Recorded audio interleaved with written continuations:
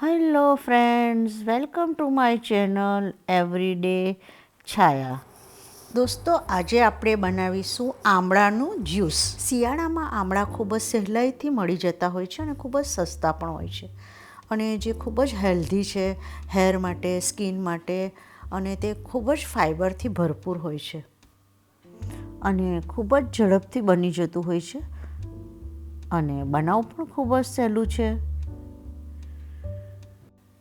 તો આ માટે આપણે અહીંયા 5 થી 7 આમળા લઈ લઈશું લીલા. હવે આપણે એમાં એડ કરવા માટે થોડા ફુદીનાના પાન, થોડા કઢી પત્તા, અડધું લીંબુ, એક નાનો અદરકનો ટુકડો અને થોડી મેં અહીંયા લીલી હળદર લીધી છે. તો ચાલો શરૂ કરીએ. આ માટે આપણે અહીંયા 5 થી 7 આમળા લઈશું અને એને આવી રીતે એમાંથી જ વચ્ચેથી બીઓ એટલે કે ઠળીઓ કાઢી અને આપણે એને આવી રીતે સુધારી લઈશું. આપણે હવે અહીં એક મિક્સરનું જાર લઈ લઈશું અને એમાં જે આપણા સુધારેલા આમળા છે તેમાં એડ કરી દઈશું. આપણે હવે મિક્સર એમાં કઢી પત્તા, ફુદીનાના પાન, આદુનો ટુકડો સમારેલો અને લીલી હળદર એ બધુંને એડ કરી દઈશું. હવે આપણે મિક્સર જારને બંધ કરી અને એને બરાબર આપણે ગ્રાઇન્ડ કરી દઈશું. આપણા આમળા અને જે અંદર આપણે એડ કરેલું તે બધું બરાબર ગ્રાઇન્ડ થઈ ગયું છે. આપણે હવે એમાં 2 ગ્લાસ જેટલું પાણી એડ કરીશું. 1/4 ટીસ્પૂન જેટલું એમાં બ્લેક સોલ્ટ એડ કરશું.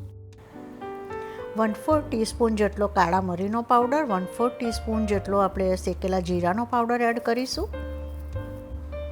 1/4 ટીસ્પૂન જેટલું આપણે એમાં મીઠું એડ કરીશું. મિક્સરનું ઢાંકણ બંધ કરી અને ફરીથી આપણે એકવાર એને ગ્રાઇન્ડ કરી લઈશું. હવે આપણે મિક્સર બાઉલ ખોલી અને એક ગળણીની મદદથી એને બરાબર ગાળી લઈશું. આપણે એને થોડું ચમચીથી કે એનાથી પ્રેસ કરીને ગાળીશું, જેથી કરીને થોડું ફાઈબર પણ એમાં જાય.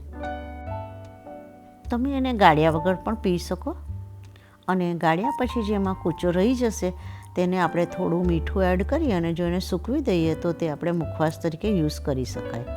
તો આપણું જ્યુસ તૈયાર થઈ ગયું છે. હવે આપણે એમાં થોડા લીંબુના ટીપા એડ કરી દઈશું.